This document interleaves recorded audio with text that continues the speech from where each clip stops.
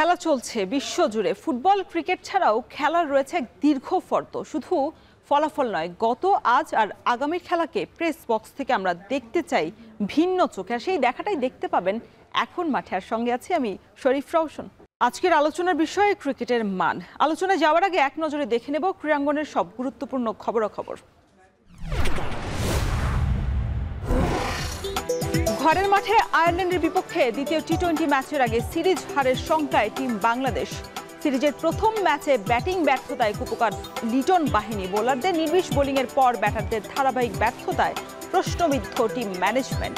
চট্টগ্রামে স্বাগতিকদের মান বাঁচানোর লড়াই শুরু হবে সন্ধ্যা 6টায়।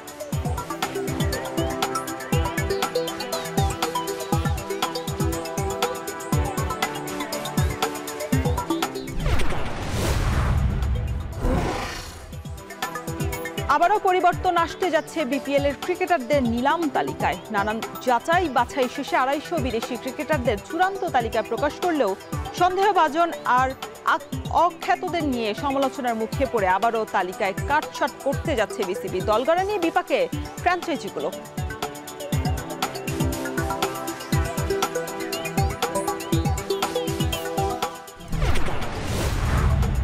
স্বাগত এখন মাঠে। আজ আমরা ক্রিকেট নিয়ে কথা বলবো। ক্রিকেটের মান আসলে কতটুকু উন্নয়ন হলো দীর্ঘ এত বছর পরেও, কেন এত তর্ক বিতর্ক শুনতে হচ্ছে বিপিএল নিয়ে, সবকিছু নিয়ে আজ আলোচনার জন্য স্টুডিওতে উপস্থিত আছেন সাবেক ক্রিকেটার এবং রাজশাহী ওয়ারিয়র্সের ম্যানেজার হাসানুজ্জামান ঝুরু। ঝুরু, আপনাকে স্বাগত এখন মাঠে। বিপিএল নিয়ে আলোচনা হবে, যেহেতু আগামীকালই নিলাম, বড় বিশাল আকার নিলাম হচ্ছে আমিনুল ইসলাম বুলবুল দায়িত্বে আসার পর। তবে শুরুটা করতে চাই বাংলাদেশ আয়ারল্যান্ডের সিরিজ নিয়ে। টি-20 ম্যাচ চলছে, দ্বিতীয় ম্যাচে আজ বাংলাদেশ চট্টগ্রামে মুখোমুখি হতে যাচ্ছে। তবে সিরিজ হারার আসলে শঙ্কা দেখা দিচ্ছে কিনা? আমি বলবো না যে সিরিজ হারার শঙ্কা দেখা দিচ্ছে। এখনো ভালো ক্রিকেট খেললে, প্রপার ক্রিকেট খেললে, লাস্ট ম্যাচটা যদি আপনি প্রিভিউ হিসেবে ধরেন, আয়ারল্যান্ড টিম কেমন খেলেছে, সেই খেলার মানদণ্ড কেমন ছিল একটা ম্যাচ জেতার জন্য। সো আমাদের রিসোর্স আছে, আমাদের home condition, Chattogram wicket always হচ্ছে batting friendly wicket. So positively যদি আপনি দেখেন, জেতার অবশ্য সম্ভাবনা আছে, বাট টিমটা খেলতে হবে অ্যাজ এ টিম। আপনার বোলিং রিসোর্স আছে, আপনার ব্যাটিং রিসোর্স আছে, জাস্ট মাইন্ডসেট, পজিটিভ অ্যাটিটিউড, এইগুলো নিয়ে খেললে আমার মনে হয় যে আয়ারল্যান্ডের সাথে ভালো ক্রিকেট খেলা সম্ভব, অ্যাজ ওয়েল জেতাও সম্ভব।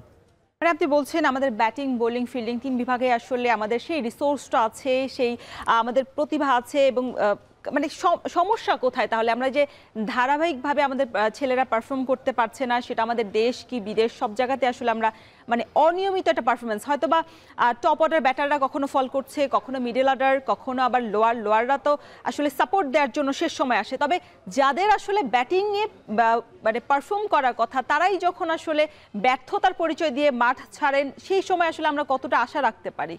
অ্যাকচুয়ালি যদি আয়ারল্যান্ড সিরিজ নিয়ে কথা বলেন, অথবা আপনি যদি আগের সিরিজগুলো নিয়ে কথা বলেন, আয়ারল্যান্ড সিরিজ টোটালি একটা ডিফারেন্ট সিরিজ। আপনি পেছনে কী ধরনের ক্রিকেট খেলে এসছেন সেটার আপনি রিভিউ নিতে পারেন, কিন্তু আয়ারল্যান্ড সিরিজে আয়ারল্যান্ড টিম যে টিম, সেটাকে লাইটলি নেওয়ার মতন টিম না। কারণ তারা টি-20-তে বিশেষজ্ঞ বলা যায়, বিভিন্ন লিগে খেলে, বাট তাদের ডিসেন্সিটা, বোলিং ডিসেন্সিটা দারুণভাবে এফেক্ট করেছে, যেটা আমাদের টপ অর্ডার ব্যাটাররা সার্ভাইভ করতে পারেনি অথবা প্ল্যান করতে পারেনি।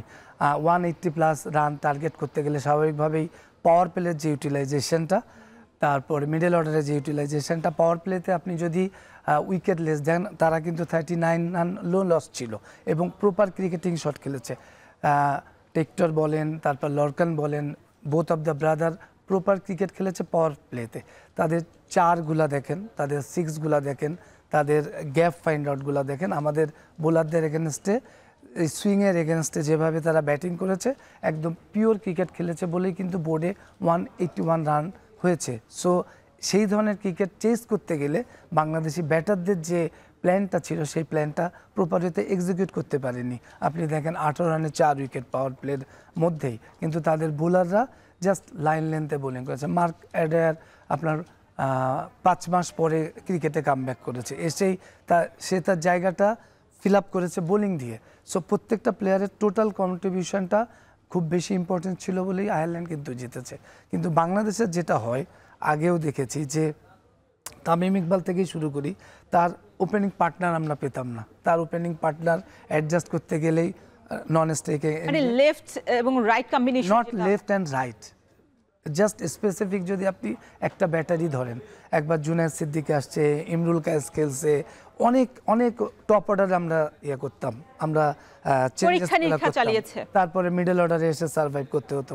সো আমাদের একটা হিউজ গ্যাপ অলওয়েজ ক্যারি করছি আমরা ন্যাশনাল টিমে, যে জায়গাগুলোটা, যে লিকেজগুলো আমরা ফিল আপ করতে পারিনি, এই লিকেজগুলো ফিল আপ করতে পারলেই কিন্তু আপনি একটা পরিপূর্ণ টিম হবে না। এখন আপনি 3 ধরনের ক্রিকেট খেলছেন, টেস্ট ক্রিকেট খেলছেন, ওয়ানডে খেলছেন, T20 খেলছেন, সো ডিফারেন্ট টাইপ অফ প্লেয়ারও লাগবে। আপনি আজকে সাইফ হাসান, এই সাইফ হাসানকে নিয়ে আমরা অনেক কথা বলি, কিন্তু এই সাইফ হাসানকে তৈরি করতেও কিন্তু অনেক সময় লেগেছে, যার রেজাল্টটা এখন আপনি পাচ্ছেন। আর কিছুদিন পরে দেখবেন এই সাইফ হাসানের পারফরমেন্সটা ডেটুয়েট করতে পারে অথবা এক্সিকিউট করতে পারে। সাইফকে বলা হচ্ছিল আগে এক সময় টেস্টের জন্য আসলে একদম প্রপার প্লেয়ার, এখন আমাদের দেখা যাচ্ছে যে আসলে তিনি অন্য ফরম্যাটেও বেশ ভালো করছেন, রান করছেন, ভালো করছেন। এই কারণে টেস্টে যখন ভালো করে, টেস্ট ক্রিকেটটা তখনই হয় টেস্টের বেসিক অনেক স্ট্রং, মানে যাদের বেসিক অনেক স্ট্রং তারাই টেস্ট ক্রিকেট ভালো খেলে। সাইফ হাসানের যে জিনিসটা ছিল, বেসিক অনেক স্ট্রং ছিল, সে রান করছিল না, অল্প কিছু রান করছিল, উইক আউট হয়ে যাচ্ছিল, উইকগুলো নিয়ে উনি কাজ করেছেন প্রচুর পরিমাণে, প্রচুর T20 ক্রিকেট খেলেছেন, অনেক সময় দিয়েছেন, যে চেঞ্জেসগুলো উনি নিজে নিয়ে আসছেন, যার জন্য আজকে উনি প্রপার ফিডব্যাকটা পাচ্ছেন। কিন্তু যত দিন যাবে সাইফ হাসানের উপরে কিন্তু অন্যান্য টিম অ্যানালাইসিস, কোচ, সিনিয়র ক্রিকেটাররা তাকে কিন্তু এখন নিয়ে রিয়েলাইজ করা শুরু করবে, তাকে নিয়ে ওয়ার্কআউট করা শুরু করবে। সাইফ হাসানেরও প্ল্যান থাকবে যে সেগুলোকে এক্সিকিউট করে আরও ভালো ক্রিকেট কিভাবে খেলা যায়। এই ধরনের ক্রিকেটার আমাদের দেশের ক্রিকেটে প্রচুর পরিমাণে দরকার, যেটা ছিল আমাদের মুশফিকুর রহিমের ভিতরে, মাহমুদুল্লাহ রিয়াদের ভিতরে। দেখেন মুস্তাফিজের কথা যদি বলেন, মুস্তাফিজ দীর্ঘদিন একই রিদমে ক্রিকেট খেলে যাচ্ছে, বিকজ অফ তার কনসিস্টেন্সি। কেন? বিকজ অফ T20 নিয়ে উনি ওয়ার্কআউটটা করেন প্রপার ওয়েতে। হাসানুজ্জামান ঝুরু, আমরা যদি একটু দেখতে চাই যে বাংলাদেশ আয়ারল্যান্ড ম্যাচে, প্রথম ম্যাচে বাংলাদেশের ব্যাটারদের পারফরমেন্সটা কেমন ছিল? তৌহিদ হৃদয় ছাড়া কিন্তু আসলে ওইভাবে নিজেদেরকে তুলে ধরতে পারেনি, সেক্ষেত্রে তানজিদ তাহসান, তামিম, পারভেজ হোসেন ইমন, লিটন দাস এবং সাইফ হাসানের কথা বলছিলেন, সবাই আসলে টপ অর্ডার ব্যাটারের দায়িত্ব নিয়ে কিন্তু মাঠে গিয়েছিলেন। এবং স্ট্রাইক রেটটা যদি দেখেন আপনি, এদের মধ্যে কারো 40, কারো 16, 33 এবং সাইফ হাসানের 46, তবে তাওহিদ হৃদয় 83 রানে শেষ পর্যন্ত আসলে লড়াইটা চালিয়ে গেছেন 166, এবং তার পরে যারা আসলে মানে যাদেরকে দায়িত্ব দেওয়ার কথা ছিল, রিশাদ, জাকির, তারাও আসলে সেই কাজটা করতে পারেনি, মানে দুয়ের ঘর পেরোতে পারেনি। এবং আমরা যদি একটু একাদশে দেখি যে আসলে আমরা আশা করেছিলাম যে মাহিদুল ইসলাম অঙ্কন বা নুরুল হাসান সোহান কারা কেউ আসলে যে সুযোগ পাবে। আমরা যদি বোলারদের পারফরমেন্সটা একটু দেখি, বোলারদের পারফরমেন্সেও কিন্তু প্রথমে যেহেতু তারা খুব বেশি ওইভাবে দাপট দেখাতে পারেনি চট্টগ্রামের উইকেটে, সেই ক্ষেত্রে আসলে তারা কি করেছেন? শরীফুল ইসলাম ছিলেন, একটি উইকেট নিয়েছে, নাসুম আহমেদ খেলেছেন, তানজিম হাসান সাকিব ছিলেন, 2টি উইকেট নিয়েছে, তিনি শীর্ষ, আর মুস্তাফিজুর রহমান 4 ওভার বোলিং করে আসলে 5.75 ইকোনমিক রেট ছিল, রিশাদ হোসেন একটি উইকেট নিয়েছেন। আর একাদশে বোলারের জায়গা আসলে শেখ মাহিদি হয়নি এবং মোহাম্মদ সাইফুদ্দিনের হয়নি। আজকের ম্যাচে আপনি কাকে মানে এখানে দলে রাখতে চান সেরা একাদশে? অবভিয়াসলি সুযোগ থাকে নাসুম আহমদকে বাদ দিয়ে মাহাদি হাসানকে নিয়ে আসার, বাট আমি জানি না, যে বিতর্ক শুরু হয়েছে টিম নিয়ে, অবশ্যই ক্যাপ্টেন কলসটা এখন হয়তো বা প্রায়োরিটি পাবে কোচের সাথে। তারা যেহেতু সেকেন্ড ম্যাচ, তো সেকেন্ড ম্যাচ কিন্তু আপনার সিরিজ ডিসাইডেড ম্যাচ হয়ে দাঁড়ায় অনেক সময়। দেখা যায় যে এই ম্যাচটা বাংলাদেশ জিতলে আবার আমাদের থার্ড ম্যাচটা সিরিজ ডিসাইডেড ম্যাচ হবে। বাট যে ধরনের ক্রিকেট আয়ারল্যান্ড খেলছে, as per team best possible 11ই না সিলেক্ট করার সুযোগ সবচেয়ে বেশি। বাট আমার কাছে যা মনে হচ্ছে যে টসটা টোটালি ভাগ্যের উপরে, ডিউ ফ্যাক্টর বড় একটা ফ্যাক্টর। সো মাহাদি হাসানকে নাসুমের জায়গাটা হয়তো বা ইনক্লুড করার সুযোগ আছে এই কারণে, বিকজ অফ পেস বোলাররা কিন্তু আমাদের ভালো বোলিং করেছে, আয়ারল্যান্ডের ব্যাটাররা খুব ভালো ব্যাটিং করেছে, স্পেশালি তাদের টপ ফাইভ খুব ভালো ব্যাটিং করেছে against the swing, against the pace bowler. So Mahadi Hasan একমাত্র আছেন যিনি বোথ অফ দ্য ব্যাটারের এগেনস্টে, লেফট হ্যান্ডেড অর রাইট হ্যান্ডের এগেনস্টে সেন্সেবল বোলিং করেন, উইকেট ব্রেক বোলার, সো আমার কাছে উইকেট টেকেন বোলার, সো আমার কাছে মনে হয় যে একটা সুযোগই আছে।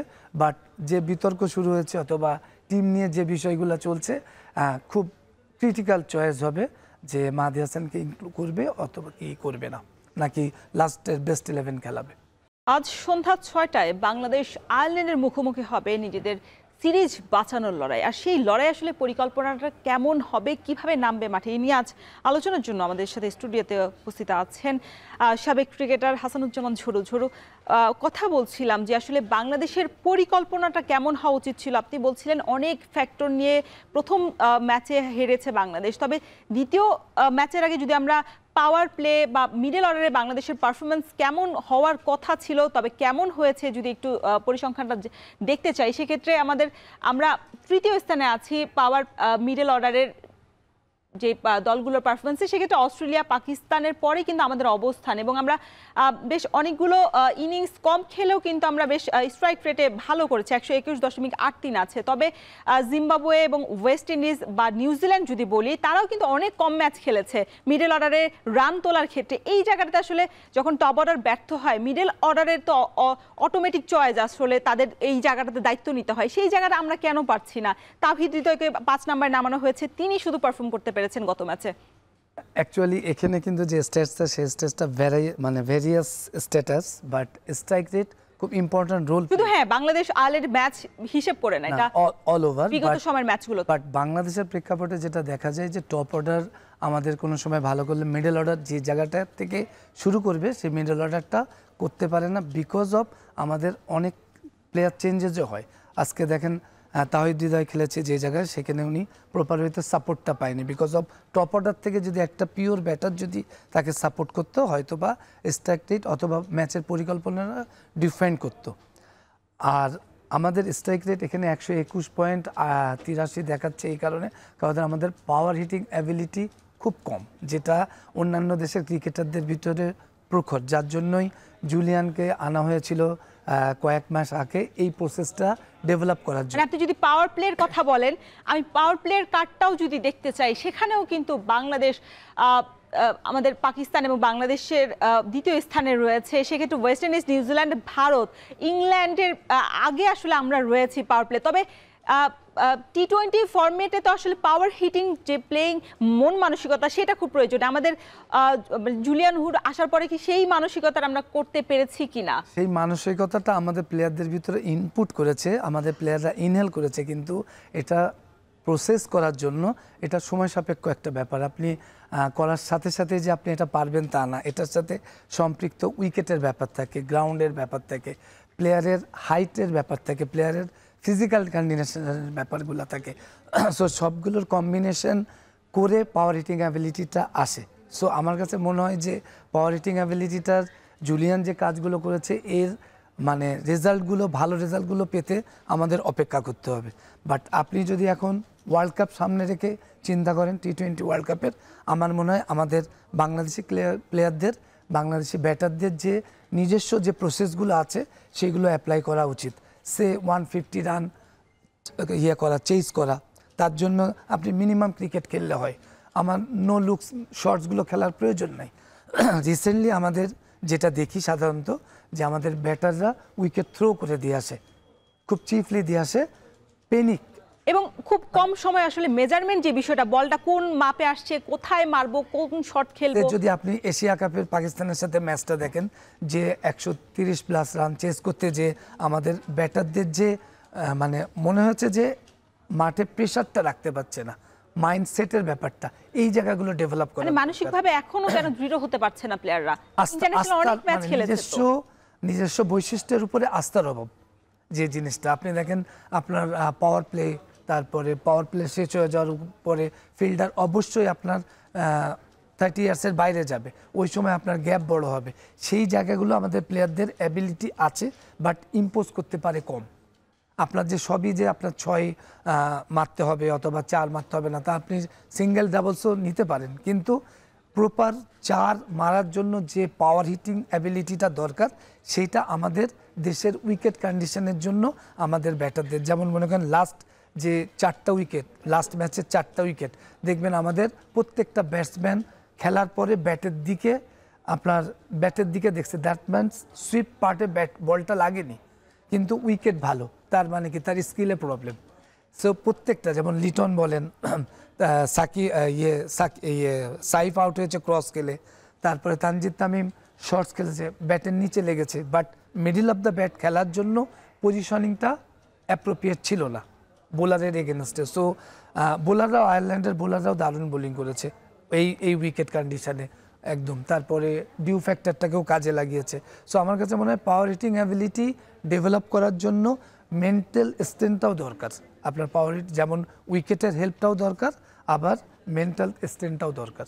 ঝরু, টি-20 ম্যাচের আগে টি-20 বিশ্বকাপ আছে আমাদের আসন্ন বছরেই, সেক্ষেত্রে এই মাত্র 2টা ম্যাচ পাবো আমাদের প্রস্তুতির জন্য। বাংলাদেশ আসলে প্রস্তুতিতে এখনো দেখা যাচ্ছে যে বেশ নড়বড়ে, কারণ আয়ারল্যান্ডের মতো দল যদিও ক্রিকেটে তারা বেশ স্বাবলম্বী হয়ে উঠেছে ক্রিকেট লিগ খেলে, সেক্ষেত্রে টি-20তে আমাদের প্রস্তুতিটা কেমন হলো? আমাদের প্রস্তুতি তো দীর্ঘদিনের প্রস্তুতি, বাট দেখেন লাস্ট যেটা লিটনের ইন্টারভিউ, অথবা আমার কাছে মনে হচ্ছে আমরা প্রপার টিমটা এখনও পাইনি, বাট প্রপার টিমটা সেটেল করে ফেলা উচিত এখনই।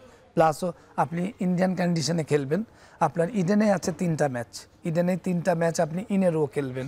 সো ইডেনের চেজিং ইয়ে হচ্ছে 153। সো আমাদের 153 160 রান হলেই না আমাদের চেজিং অ্যাবিলিটিটা, আমরা খুব বেশি একটা ম্যাচ জিতিনি এই বছরে, আমরা 25টা টি-20 অলরেডি খেলে ফেলেছি। সো আমার কাছে মনে হয় যে প্রস্তুতিটা আরও প্রখর, আরও স্ট্রং হওয়া দরকার। আগে সেটেল করা দরকার কোন 15 জন আমরা খেলতে যাব, তাদেরকে নিয়ে আমার মনে হয় আপনার ইন্টারন্যাশনাল সবসময় আমরা দেখি যে বিশ্বকাপের আগে একদম শেষ মুহূর্তে তাদের দল নির্বাচন নিয়ে অনেক বেশি জল ঘোলা হয়। তারা একদম মানে যেখানে অন্য দলগুলো আগেই আসলে নাম পাঠিয়ে দেয়, সেখানে বাংলাদেশ অনেক পিছিয়ে থাকে। এই যে নিজেদের মধ্যে একটা দ্বিধা দ্বন্দ্বতা, এইটা আসলে বাংলাদেশ এখন পারবে কিনা আমিনুল ইসলাম বুলবুল? পারা উচিত, কারণ আপনার তো প্রত্যেকটা ডিপার্টমেন্টেরই এক একটা জোন আছে, তাদের সিলেকশন আছে, তারা যদি বসতে পারে একসাথে, তারা যদি, আর সবচেয়ে বড় ব্যাপার কি, আমাদের প্লেয়াররা আস্থার জায়গাটা আমরা দিতে পারি না।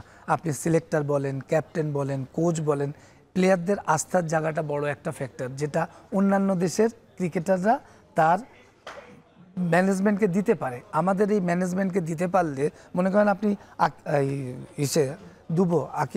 আকিব হোসেন ধ্রুবদের যে ব্যাটিং অর্ডার নিয়ে যে চেঞ্জ হয়েছিল, যে আমাদের যে একটা প্লেয়ার, একটা ইম্পর্টেন্ট একটা প্লেয়ার, দেখেন টি-20 ফরম্যাটের ইম্পর্টেন্ট একটা প্লেয়ার অনেক বাইরে আছে। সো আমাদের মনে হয় অ্যাজ সুন অ্যাজ পসিবল টি-20 ফরম্যাটের প্লেয়ারগুলো সেটেল করা উচিত, যেহেতু 2 বছর পরপরই আমাদের ওয়ানডে হয়, ওয়ার্ল্ড কাপ হয়, টি-20 হয়। সো সেটেল করে ফেলা উচিত অ্যাজ সুন অ্যাজ পসিবল, এবং এই প্লেয়ারগুলোকে দিয়ে ম্যাচ খেলানো উচিত, প্রপার অ্যাপ্রোপ্রিয়েট ম্যাচগুলো। মানে ফরম্যাট অনুযায়ী ভাগ ভাগ করে দেওয়া উচিত আসলে কোন প্লেয়ারটা কখন কোন ফরম্যাটে খেলবে। আমাদের তো খুব বেশি সময়ও থাকে না, কারণ ইনজুরি কনসার্ন থাকে, টিম কম্বিনেশন থাকে, লেফট অ্যান্ড রাইট কম্বিনেশন থাকে, অনেক কিছু চিন্তা করতে হয় আমাদের সিলেক্টর, আমাদের কোচদের, ইভেন ক্যাপ্টেনকে। আপনি লাস্ট যদি আপনি 6-7 বছরই দেখেন, আপনি কোনো সময় কোনো প্রপার একটা টিম নিয়ে কোনো না টেস্ট, না ওডিআই, না টি-20 আমরা কিন্তু ইন করতে পেরেছি, বিকজ অফ আমাদের প্লেয়ার্স ফ্লুয়েন্সি, মানে ভেরি ন্যারো, শুধু ন্যারো না, অনেক ন্যারো। কিছুদিনের মধ্যেই শুরু হবে জমজমাট বিপিএল, আর তার আগে বিসিবি আয়োজন করেছে বিপিএল এর নিলাম। সেই নিলামে আসলে কি পরিকল্পনা রাজশাহী ওয়ারিয়র্সের, সে নিয়ে আমরা কথা বলতে চাই। দলের ম্যানেজার আছেন হাসানুজ্জামান ঝরু। আপনাদের প্ল্যানিং তো অনেক, যেহেতু আপনারা এবার প্রথমবার মাঠে নামছেন, কালই বিপিএল এর নিলাম। এরই মধ্যে কিন্তু আপনি নাজমুল হোসেন শান্ত এবং তানজিদ হাসান তামিম ডিরেক্ট সাইন করেছেন। যদি শান্ত এর মধ্যে 4টা দলের হয়ে খেলেছে, বিগত সময়ে দেখেছি খুলনা, বরিশাল, সবারটা যদি একটু দেখি তার স্টেটটা কেমন হয়েছে। 4 দলে ইনিংস খেলতে পেরেছেন, 84 ম্যাচ ছিল 88টা, তবে রান করতে পেরেছেন 1768, সর্বোচ্চ ছিল 115 রানে অপরাজিত তিনি ছিলেন, এবং স্ট্রাইক রেট 113। তানজিদ হাসান তামিম খেলেছেন 3টি দলে, তিনি ইনিংস খেলেছেন 26টা ইনিংস তিনি খেলতে পেরেছেন, এবং রান ছিল 880, এবং সর্বোচ্চ তিনি শান্ত থেকে 1 রান এগিয়ে আছেন 116, এবং স্ট্রাইক রেটও কাছাকাছি 137.71। এই মানে পরিকল্পনাটা কেন, এই দুজনকেই কেন মানে আপনারা সিলেক্ট করলেন? প্রথমত হচ্ছে এলাকার একটা ফ্যাক্টর তো থাকেই, প্লাস একটা মালিকানার কিছু চয়েস থাকে, ফ্র্যাঞ্চাইজি ওনের, প্লাস শান্ত দেখেন বিপিএলে ধারাবাহিক, বেশ কয়েক বছর ধরে ধারাবাহিক তার ক্যাপ্টেন্সি বড় একটা ফ্যাক্টর। আমাদের বিপিএল যেটা হয়, আমাদের আপনি বললেন জমজমাট, এই জমজমাটটা পরিপূর্ণ রূপ দিতে গেলে তার কিছু ম্যানেজমেন্টের কিছু কাজ থাকে। আপনার প্লেয়ার সিলেকশন থেকে শুরু করে আপনার একদম টিল টু ম্যাচ পর্যন্ত, ম্যাচ এন্ডিং পর্যন্ত, অথবা ট্রফির মানে ফাইনালের শেষ পর্যন্ত। সো অনেক বিবেচনা করে শান্ত এবং তানজিদকে নেওয়ার দুটা কারণ হচ্ছে আমাদের টপ সিকিউর করা, ও তার সাথে টপ অর্ডারটা, তার সাথে হচ্ছে গিয়ে ফরেন প্লেয়ার কম্বিনেশন কেমন হবে। আফটার দ্যাট মিডল অর্ডার, যেটা আপনি বললেন বাংলাদেশের যেমন মিডল অর্ডারের প্রবলেম হয়, সেটা বিপিএল এর মতন টুর্নামেন্টেও মিডল অর্ডার হয়, যেটা দিয়ে আমরা দেশি এবং বিদেশি ক্রিকেটার এবং বিপিএলটা যখন দেখা যায় যে আইপিএল এ 4 ছক্কার খেলা হয়, উন্মাদনা থাকে, আমাদের দেশে ওরকম ভাবে ম্যাচ উপভোগ করতে পারে না, দর্শকদের একটা আক্ষেপ থাকে আর কি। একটা আক্ষেপ থাকে, এটা একটা উইকেট একটা বড় ফ্যাক্টর থাকে, আমাদের টাইপ অফ প্লেয়ারেরও ব্যাপার থাকে, ম্যাচ কন্ডিশনের ব্যাপার থাকে, ম্যাচ সিচুয়েশন থাকে। But BPL wicket should be একদম প্রপার ক্রিকেটিং উইকেট, যে তিনটা ভেন্যুতেই হয়। এবং আমি দেখে আসছি লাস্ট ইয়ারের উইকেট অনেক ভালো ছিল। সো উইকেটগুলো ওই কন্ডিশনে, যেহেতু আমাদের উইন্টার সিজনের দিকে হয়, উইকেট ভ্যারি করে, সেটার সাথে আমাদের প্লেয়ারদের স্মার্টলি ক্রিকেট খেলতে হয়। এটা হচ্ছে গিয়ে প্লেয়ার স্কিলের উপর সব কিছু ডিপেন্ড করে। তো আপনি যে জায়গাটা বলছিলেন যে বিপিএল জমজমাট করার জন্য আমরা আমাদের বেস্ট পসিবল সাইট সেটেল করার চেষ্টা করব। এই টি20তে শুধুমাত্র তো দেশীয় ক্রিকেটার না, ফ্র্যাঞ্চাইজি লিগ খেলে এমন টপ গ্রেডের ক্রিকেটারদেরকেও দলে ভেড়ানোর জন্য প্রত্যেকটা টিমই কাজ করে। সো তাদের স্ট্যাটস দেখে, তাদের ইনজুরি কনসার্নটা দেখে, তাদের অ্যাবিলিটিটা কত আছে দেখতে পারবে, যে কতগুলো ম্যাচ তারা খেলতে পারবে। বিকজ অফ এটার সাথে তাদের মানি ইনভলভ, বিকজ অফ তাদের সময় ইনভলভ, ন্যাশনাল ইস্যুজ ইনভলভ। তা প্রত্যেকটা টিমই, নট অনলি রাজশাহী রয়্যালস, প্রত্যেকটা টিমই টিমের ম্যানেজমেন্টের জন্য এটা একটা challenge. Team manager, coach, supporting staff, computer analysis, তাদের জন্য হিউজ একটা চ্যালেঞ্জ যে প্রপার একটা টি20 টিম সেটেল করা। এর মধ্যেই কিন্তু বিদেশি সাইনিংও আপনাদের সম্পন্ন হয়ে গেছে, দুজন ক্রিকেটারের নাম শোনা যাচ্ছে, তবে আপনার মুখ থেকে শুনতে চাই আসলে কাদেরকে আপনারা সাইনিং করিয়েছেন এবং কতজনকে। অ্যাকচুয়ালি আমরা সাহেবজাদা ফারহানের সাথে আমরা কথা বলেছি, কারণ কি তাদের শিডিউলগুলো আমাদের দেখতে হয়। আর এবারে যেহেতু ওপেন করে দিবে ফরেন ক্রিকেটারদের, আমাদের সাইনিংয়ের ব্যাপারে ফারহান এবং নওয়াজ আমরা পেপারস পাঠিয়ে দিয়েছি, তারা কাগজপত্রগুলো আমাদের পাঠিয়ে দিয়েছে। জাস্ট আমাদের একটু সময় লাগবে তাদের কনফার্মেশনের জন্য, সেটা আজকালকের ভিতরে হয়ে যাবে আশা করছি। দ্বিতীয়ত, আমাদের এই প্রসেসগুলো একটু এগিয়ে রাখতে হয়, কারণ আপনি অকশন অথবা ড্রাফট বলেন, আপনি যদি এই প্লেয়ারগুলোর সাথে কনফার্ম না করেন, তখন তারা আমাদের যে এখন টি20 ফরম্যাটের যে টুর্নামেন্টগুলো হচ্ছে, আইএল হচ্ছে, এসএ হচ্ছে, এসএল এবারে করছে না due to world cup. So আমার কাছে মনে হয় যে এইগুলো শুধু নট অনলি আমরা, ফরেন প্লেয়াররা একটা বড় একটা অংশ এখানে, মানে বড় একটা রোল এখানে প্লে করে, স্পেশালিস্ট ফরেন প্লেয়ার টি20 ফরম্যাটের। সো এগুলো প্রত্যেকটা টিমই 2-3টা করে এদেরকে ডিড পাঠিয়ে রাখে। তারপরে মানে মানি সেটেলমেন্ট হলে তারপরে আপনি কনফার্ম বলতে পারবেন যে আমার এই 2টা প্লেয়ার কনফার্ম, এবং আমাদের অপশন থাকছে ড্রাফট থেকে পিক করার। সো আমরা আমাদের ফরম্যাট অনুযায়ী ফরম্যাট মেনটেন করে এখান থেকে বেস্ট প্লেয়ারগুলা, ফরেন প্লেয়ার এবং লোকাল প্লেয়ারগুলা আমরা পিক করব। নাজমুল হোসেন শান্তকে দলে নেওয়া হয়েছে, এবার কি তাহলে নাজমুল হোসেন শান্ত কি রাজশাহী ওয়ারিয়র্সের কাপ্তান হতে যাচ্ছেন কিনা? যদিও আসলে নিলামে আরো অনেক বেশি পরিবর্তন আসতে পারে, তবে প্রাথমিক পরিকল্পনাটা জানতে চাই। টেস্ট টিমকে ক্যাপ্টেন্সি দিচ্ছে, ক্যাপ্টেনদের একটা বিশাল একটা প্রেশার থাকে বিপিএল এর মতন জায়গায়, যেটা শান্ত নাইসলি হ্যান্ডেল করবে। এক্সপিরিয়েন্স ক্রিকেটার, এক্সপিরিয়েন্স কন্টেন্ট, এবং তার একটা প্যারেন্টিং গাইডলাইন্স। আমি কিছুদিন ধরে তার সাথে ফরম্যাট এই মানে টি20-র জন্যই কথা বলছি অথবা কথা হচ্ছে, তার একটা ভালো পজিটিভ সাইড দেখছি, প্যারেন্টিং গাইডলাইন্স। যে নট অনলি টিম, দেখেন আমরা যখন টিম করি তখন কিন্তু রাজশাহীর থেকে যে আপকামিং ক্রিকেটারগুলো আছে, আমাদের বিভিন্ন গ্রেড থাকে, সেই গ্রেডে আপকামিং ক্রিকেটারদেরও এখানে প্রায়োরিটি দেওয়া হয়, চিন্তা করে যে কাদেরকে আমরা এখানে প্রমোট করতে পারি। টিম সেটেল করার ব্যাপারে যে কে কোন জায়গায় কোন রোলটা প্লে করবে, কিভাবে পারফর্ম করবে, প্রেশারটা রাখতে পারবে কিনা, অনেক কিছু বিবেচনা করতে হয়। সো নিলাম আমাদের কাছে মনে হয়, নিলাম অথবা ড্রাফট ডে, যেটা আমাদের মনে হয় যে একটা উৎসবমুখর পরিবেশ, বাট যারা বিহাইন্ড দ্য সিন কাজ করি তাদের জন্য ইটস এ হিউজ চ্যালেঞ্জ, যে প্রপার একটা টিম সেটেল করার জন্য কতটা সময় দিতে হয় এবং কলের ব্যাপারে কতটা অ্যালার্ট থাকতে হয়। কারণ আপনি 6টা টিমেই 6টা, এবারে সবচেয়ে বড় একটা লক্ষণীয় বিষয়, অল লোকাল কোচেস ইনভলভ বিভিন্নভাবে, আপনারা তো অলরেডি হান্নান সরকার আমাদের করছেন, খালেদ মাহমুদ সুজন ভাই করছেন, সোহেল ইসলাম করছেন। ইনাদের এই ফরম্যাটে হাইলি এক্সপিরিয়েন্স, ওনাদের সিদ্ধান্তগুলো অনেক ইম্পর্টেন্ট এক একটা টিমের জন্য। কালকে তো বিগ নিলাম হতে যাচ্ছে, সেক্ষেত্রে 6টা দলের মধ্যে লড়াই চলবে। এই লড়াইয়ে আপনাদের প্রস্তুতি কতটুকু বাজেট বরাদ্দ করেছেন? আমাদের বিপিএল গভর্নিং কাউন্সিল থেকে লোকাল ক্রিকেট, ওভারসিজ ক্রিকেটারদের একটা বাজেট দিয়ে দেওয়া হয়। যেহেতু এবারে অকশন হবে, এবারে ড্রাফট না, সো আজকে আমাদের একটা মকআপ আছে আমাদেরকে একটা ধারণা দেওয়ার জন্য।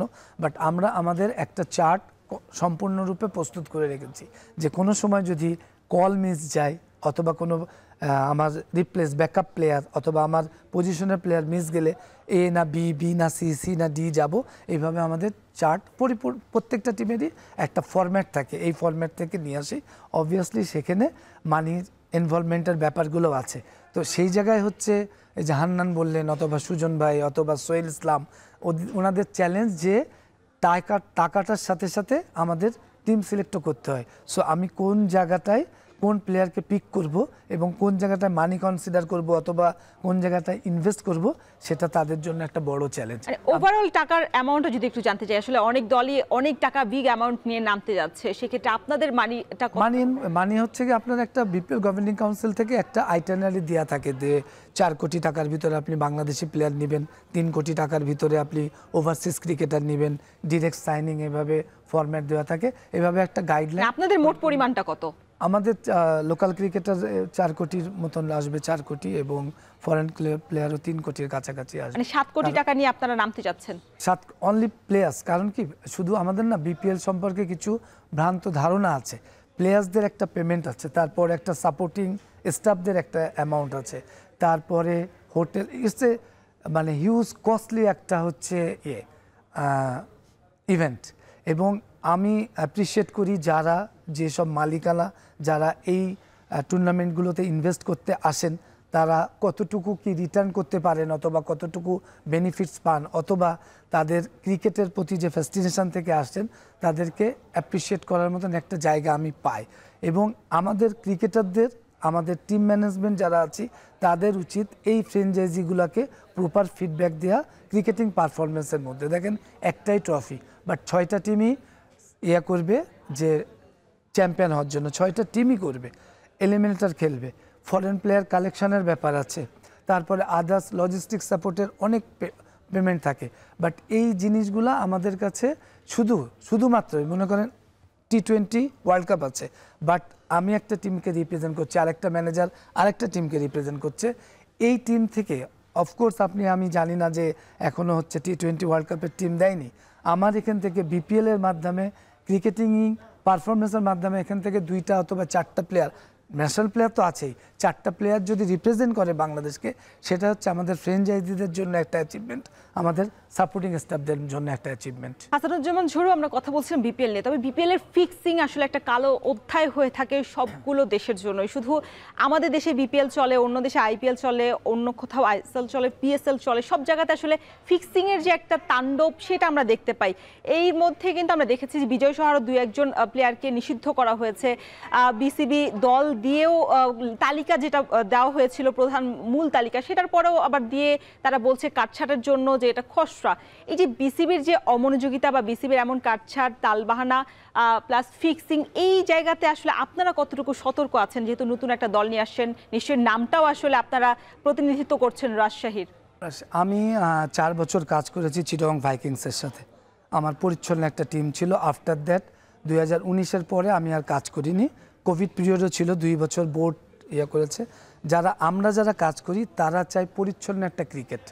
বিপিএলে এখানে হিউজ অ্যামাউন্টের ইনভলভমেন্ট থাকে, বিভিন্ন ইস্যুস থাকে, তারপরে আমাদেরই একটা পরিচ্ছন্ন ইমেজ নিয়ে ক্রিকেটটা আমরা চাই, স্পেশালি যাতে ক্রিকেটটা আগিয়ে যায়। বিপিএল তার ভিতরে একটা অন্যতম। দেখেন, আমাদের প্রিমিয়ার লিগ অথবা আমাদের ফার্স্ট ডিভিশন লিগ অথবা এনসিএল, এইগুলো নিয়ে কথা হয় না, কথা হয় বিপিএল নিয়ে। বিপিএল নিয়ে যখন হয় তখন আমাদের আরও অ্যালার্ট হওয়া উচিত। বোর্ড কিন্তু একজন ইনভেস্টিগেশন অফিসার নিয়ে আসছেন হিউজ পেমেন্ট দিয়ে এটা কন্ট্রোল করার জন্য। বাট আমরা যদি ক্রিকেটাররা আমরা যদি টিম ম্যানেজমেন্ট আমাদের ওনার্স যদি অ্যাকুরেট হই তাহলে কিন্তু এই মানুষটাকে আনা লাগে না। এটার কিন্তু একটা শুধুমাত্র বাংলাদেশের জন্য না, এটা ওয়ার্ল্ড ওয়াইডই একটা দুর্নাম। অফকোর্স বিকজ অফ আইপিএল যদি পরিচ্ছন্নভাবে হয়, আইএল যদি হয়, এসএ যদি হয়, হোয়াই নট বি। আমাদের দেশের ক্রিকেটাররাই তো এর সাথে আসলে যুক্ত হয়ে আমাদের দেশের ক্রিকেটার, বিদেশি ক্রিকেটার যারাই যুক্ত হয়, they are not a good soul, they are not a cricketer, they are হচ্ছে গিয়ে স্পেশালি দে আর হচ্ছে গিয়ে ক্রাইম করে তারা, স্পেশালি তার রুটি রিজিকের সাথে বেইমানি করা বলা চলে। বিকজ অফ আপনি যে পেশাটাকে নিয়েছেন আপনার জীবনযাপনের জন্য, সেই পেশাটাকে আপনি কলঙ্কিত করছেন। So this is the main thing, মানে স্পেশালি যদি আমার কাছে বলেন, সো এই পেশাটাকে আপনি মিসইউজ করছেন, মানুষের সাথে প্রতারণা করছেন। একটা মানুষ যখন খেলা দেখতে আসে অথবা টিভিতে খেলা দেখে, তার ব্যক্তি জীবন থেকে সময় দিয়ে ক্রিকেটটা দেখে, তার এন্টারটেইনমেন্টের জন্য দেখে, সেখানে আপনি প্রতারণা করছেন, মানে ইটস এ হিউজ ক্রাইম প্রথমত। আর আপনি যেটা বললেন যে টিম ওরিয়ার্স কেমন করছে, আমার কাজ করার এখানে ওই এতদিন পরে কাজ করার উদ্দেশ্য যে আমি একটা মনে হচ্ছে যে পরিচ্ছন্ন টিম পাচ্ছি, সেই জন্য এখানে কাজ করতে আসি। বাট বিপিএল করতে গেলে অনেক বাধ্যবাধকতা আসে, অনেক প্রবলেম রেইজ করে, ওই প্রবলেমগুলো সলভ করাই হচ্ছে আমাদের কাজ। বাট আমরা যদি মনে করি একাত্মবদ্ধ হয়ে, মানে প্লেয়ারদের, স্পেশালি প্লেয়ার ম্যানেজমেন্ট এভরিওয়ার, কেন বাংলাদেশে ইনভেস্টিগেশনে 900 পেজের একটা ইনভেস্টিগেশন প্রোফাইল হবে? নিশ্চয়ই, আসলে হাসানুজ্জামান ঝুরি, যখন ক্লাবগুলো আসলে সতর্ক হয়ে যাবে বা দেশের ক্রিকেটাররা যখন সতর্ক হয়ে যাবে, এই ধরনের মানে কালো অধ্যায় আমাদের পানিশমেন্ট ইমপ্লিমেন্ট হবে, আমাদের দেখতে হবে না। নিশ্চয়ই আসন্ন বিপিএল আমরা আশা করতে পারি এরকম একটা পরিচ্ছন্ন বিপিএল আমরা দর্শকদের উপহার দিতে পারবে বিসিবি। সে কামনে আসলে আপনাদের অনেক আলোচনা হয়েছে, এতক্ষণ সময় দেওয়ার জন্য আপনাকে অসংখ্য ধন্যবাদ। এখন মাঠে কথা হচ্ছিল বাংলাদেশ আয়ারল্যান্ডের ম্যাচ নিয়ে। আমরা যদি একটু দেখতে চাই, আজ ক্রিকেটে বাংলাদেশ আয়ারল্যান্ডের ম্যাচ ছাড়াও ক্রিকেট ম্যাচ রয়েছে। বাংলাদেশ এবং আয়ারল্যান্ড দুই দল নিজেদের সিরিজ রক্ষার ম্যাচে সন্ধ্যা 6টায় মুখোমুখি হবে চট্টগ্রাম স্টেডিয়ামে, এবং পাকিস্তান শ্রীলঙ্কার ত্রিদেশীয় সিরিজ টি20 ফরম্যাটে যেটা শুরু হবে আজ, ফাইনাল ম্যাচ সন্ধ্যা 7টায় হবে। আমরা ফুটবলেও ম্যাচ রয়েছে আজ। ক্রিকেটের পর যদি ফুটবল একটু দেখতে চাই, প্রিমিয়ার লিগে আজ বড় বড় ম্যাচ রয়েছে। সেই ম্যাচগুলো ম্যানচেস্টার সিটি এবং লিডস ইউনাইটেড রাত 9টায় মুখোমুখি হবে, টটেনহাম হটস্পারের মুখোমুখি হবে রাত 2টায় ফুলহ্যাম, এবং নিউক্যাসল ইউনাইটেড এভারটনের মুখোমুখি হবে রাত 11:30টায়। এরপর যদি একটু দেখতে চাই আমরা পিএসজির ম্যাচ আছে, ফ্রেঞ্চ লিগ 1-এর ম্যাচ আছে। এস মোনাকোর রাত 10টায় মুখোমুখি হবে প্যারিস সেন্ট জার্মান এখনই পয়েন্ট টেবিলের শীর্ষে আছে। সেক্ষেত্রে আজ উয়েফা চ্যাম্পিয়ন্স লিগের ম্যাচের পর টানা এই জয় ম্যাচ তারা আসলে আশা করতেই পারে। এরপর জার্মান বুন্দেসলিগার ম্যাচও আছে দর্শকদের জন্য, সেই ম্যাচ অনেকগুলো ম্যাচ আছে, তার মধ্যে বড় বড় ম্যাচ যেই দুটি হচ্ছে বায়ার্ন মিউনিখ এবং এফসি সেন্ট পাউলির সাথে রাত 8:30টার ম্যাচে তারা মুখোমুখি হবে, এবং বায়ার লেভারকুসেন এবং বরুসিয়া ডর্টমুন্ডের ম্যাচ আছে রাত 11:30টায়। যদি লা লিগার ম্যাচগুলো দেখতে চাই, আসলে ফুটবল ভক্তদের জন্য আজকে পরিপূর্ণ একটা রাত বলা যায়। সেক্ষেত্রে মার্কো ওসাসোনা সন্ধ্যা 7টা, বার্সেলোনা আলাভেজের ম্যাচ আছে রাত 9:15টার দিকে, লেভান্তে বিলবাও রাত 11:30, এবং অ্যাথলেটিকো মাদ্রিদ ওভিয়েদের ম্যাচ আছে রাত 2টায়। এই ফুটবল ক্রিকেটের ম্যাচ ছাড়াও জুনিয়র হকি বিশ্বকাপের ম্যাচ আছে, যেখানে আজ বাংলাদেশ লড়বে। কাল ভারতের তামিলনাড়ুতে কিন্তু জুনিয়র বিশ্বকাপ শুরু হয়ে গেছে এবং বেশ কয়েকটি ম্যাচ হয়ে গেছে। তবে আজকে বাংলাদেশের লড়াই শুরু হবে। 24টি দল 6টি গ্রুপে ভাগ হয়েছে। এফএ গ্রুপে বাংলাদেশ, অস্ট্রেলিয়া, দক্ষিণ কোরিয়া, ফ্রান্সের মতো শক্তিশালী দলের বিপক্ষে লড়তে হবে। সেক্ষেত্রে আজ অস্ট্রেলিয়ার মুখোমুখি হবে বিকেল 4টায়। সেক্ষেত্রে বাংলাদেশ আসলে যেভাবে নিজেদের প্রস্তুতি করে চলেছে বিগত 3-4 মাস ধরে, এবং জাতীয় দলের অনেকজন প্লেয়ার কিন্তু এই জুনিয়র হকি বিশ্বকাপ খেলতে গেছে, সেক্ষেত্রে আসলে বাংলাদেশ আশা করছে প্রথম ম্যাচটাতে অস্ট্রেলিয়ার সাথে দাপট দেখিয়ে জয়টা শুরু করতে পারবে। দর্শক, এই ছিল এখন মাঠের আজকের আয়োজনে। এতক্ষণ সঙ্গে থাকার জন্য সবাইকে ধন্যবাদ।